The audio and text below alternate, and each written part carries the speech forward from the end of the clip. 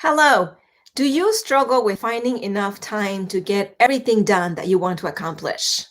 Well, I have a treat for you. I'm going to share with you 5 tips to maximize your time, to in fact multiply it so that you can get more done. I am Dr. Raquel Muller, the mompreneur success specialist. And what I most love to do is to help mom entrepreneurs to find that sense of life work balance that really works for them so that you can be productive and focused on your work and be profitable in your business, as well as be present and be at ease when you are with your family. How does that sound? So let's get started. This is one of the most common issues that I hear my mom entrepreneurs talk about is, I'm so busy. There's so much on my plate. How do I get it all done?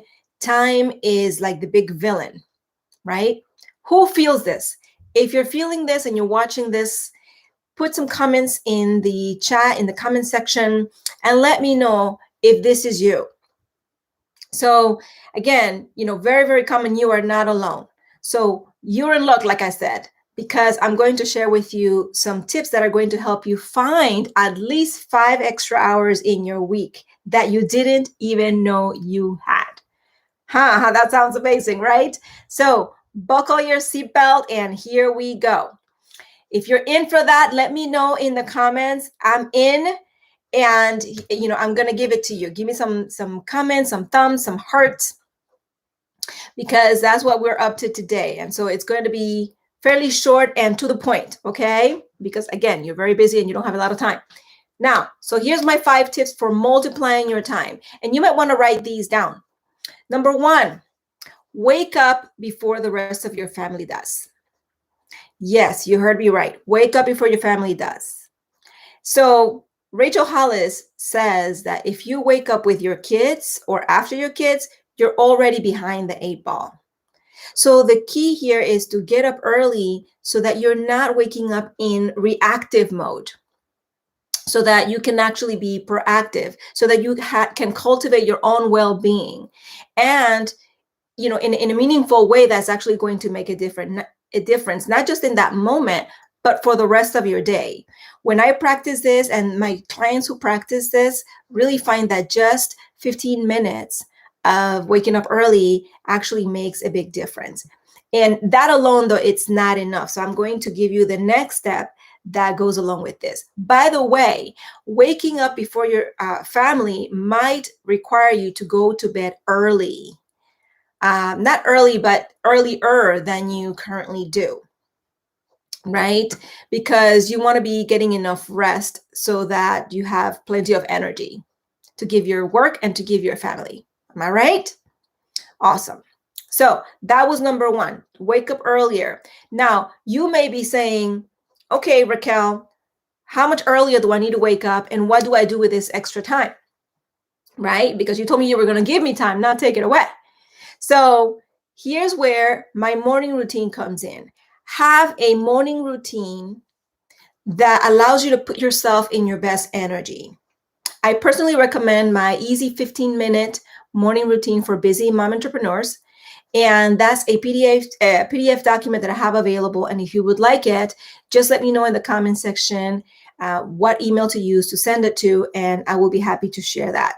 So the idea of this morning routine is to set yourself up to be in that proactive mode. Set yourself up to be grounded, put yourself in the best energy for the rest of your day so that you can be productive, so that you can be present and be filling your cup. So this morning routine, mine personally includes meditation, includes gratitudes, includes some journaling, some visioning, and a little bit of stretching. And all of that in 15 minutes. 15 minutes. So you have 15 minutes to spend on yourself. Are you worth that? You absolutely are worth 15 minutes of extra time just for yourself. And it really makes a difference. Now, you can tweak some of these suggestions in the easy 15-minute routine that I have. You can tweak it, add some things, change some things. You can make it longer. My morning routine is more like 2.5 hours because I also include my workout into it. But if you are hard pressed to find enough time right now, just start where you are and just do those 15 minutes. Okay, so let's move on to number 3. Number 3 is to plan your week and your day ahead of time. And this means using a calendar and a planner. So my suggestion is to pick a day of the week where you're looking at all of your to-dos for the upcoming week. And then plug each of those to-dos into your calendar. Because here's the thing, if you do not plan, you are at the mercy of whatever comes your way. And again, you're putting yourself in reactive mode, which creates more stress, more tension, more anxiety. It causes us to lose focus, be unproductive, waste time, right? Does that make sense? So having a plan ahead of time gives you the peace of mind that allows you to, again, put yourself in your best energy and not be rushing around or not feeling like, oh my gosh, I just wasted so much time, right?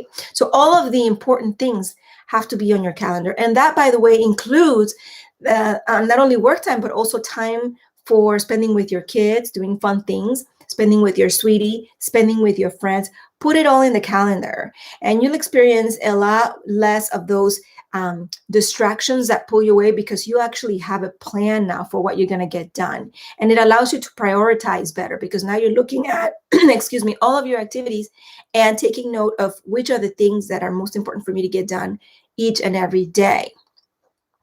And when those to-dos come creeping up on you in your mind, you'll be able to say, okay, brain, I've got it. I know that there's a place in my calendar for that particular to-do. I will take care of it.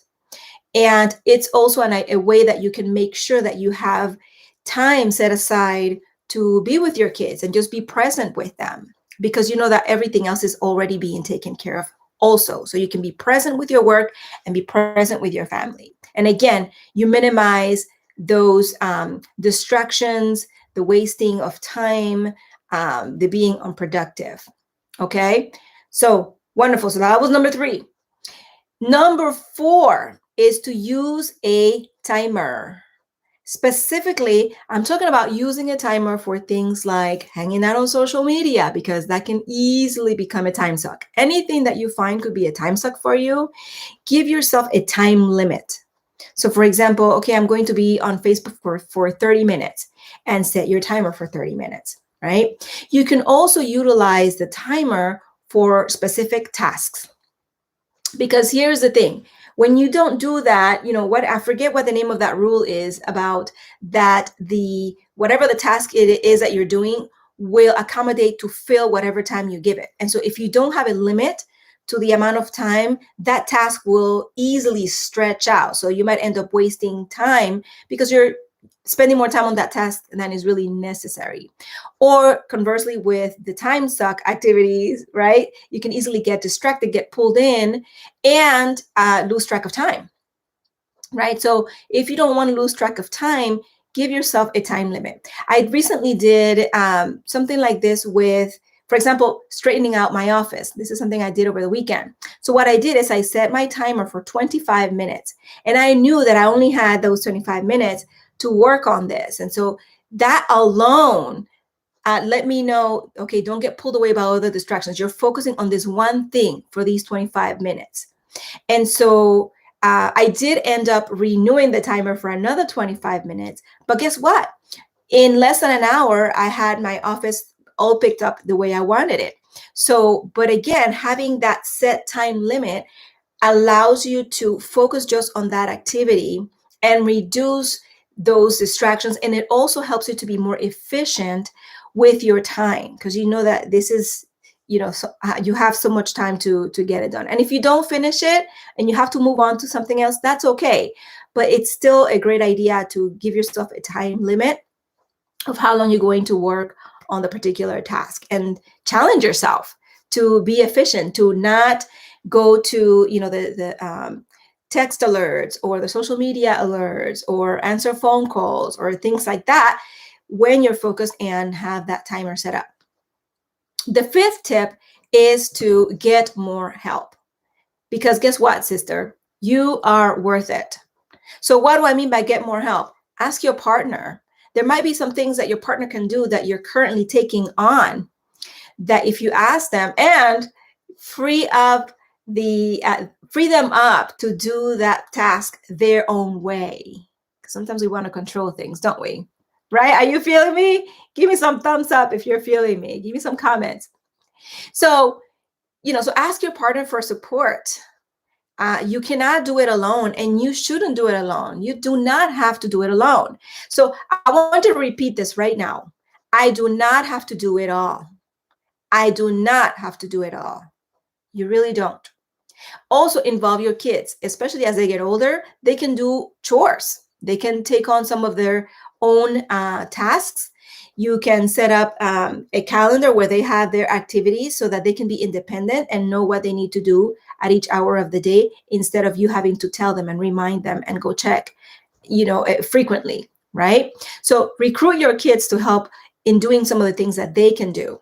As well, another tip for getting more help is to pay for help. Sometimes that looks like paying a house cleaner to come in and, clean your house, clean your kitchen, clean the bathroom. It could look like hiring a lawn service. It could look like getting some more help in your business, such as by hiring a virtual assistant. So anything that you can easily do, but another person can do just as well as you, is stuff that you don't really have any business doing. You can easily hire that stuff out. And you're not going to be able necessarily to hire everything out at once. That's okay. But ask yourself, what is something right now that I could put off my plate, that I could ask somebody else for help, whether it's, a family member, a friend, and doing unpaid help, or whether it's something that you could pay for. Because again, you are worth it, and you're only going to be able to grow your business and free up your time for the fun things and for the things that are only yours to do, if you allow yourself that opportunity to get support. All right, so let us review the 5 tips. Number 1, wake up before the rest of your family does. Number 2, how much earlier? You're going to wake up 15 minutes earlier, and you're going to do a morning routine to put yourself in your best energy. Number 3, you're going to plan your week and your day ahead of time. And number 4, then you're going to use a timer for those things that could easily suck away your time, or specific tasks, so that you can be most productive and most efficient with your time. And then number 5 is get more help, whether it be paid or unpaid, family members, friends, or hiring somebody out. Okay. Now, these are just some of the elements that I teach my entrepreneur moms to do when we work together on a regular basis and we work together closely. So this is just part of the things that you need to be able to create success in your business, to be productive, to feel balanced and at ease, to feel present with your family. These are some of the elements.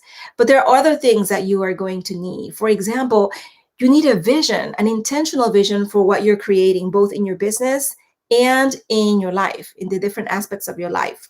You need accountability and support to help you stay on track. We all do. You need to parcel out which activities are actually moving the needle for you in your life and in your business, because not all activities are equally productive and getting you to your goals, to your dream.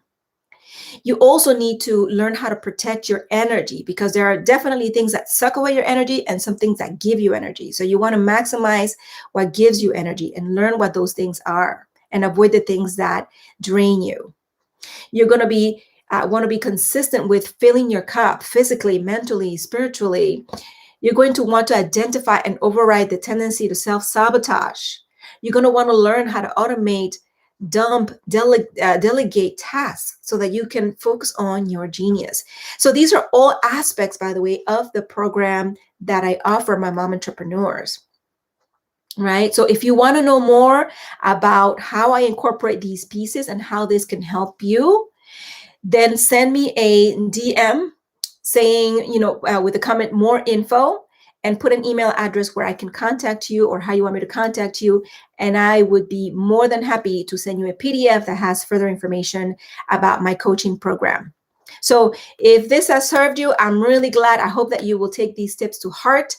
And remember that a mom is always a woman first. So give yourself the opportunity to grow yourself, to nurture yourself, so that you can be at your best for your work and for your family.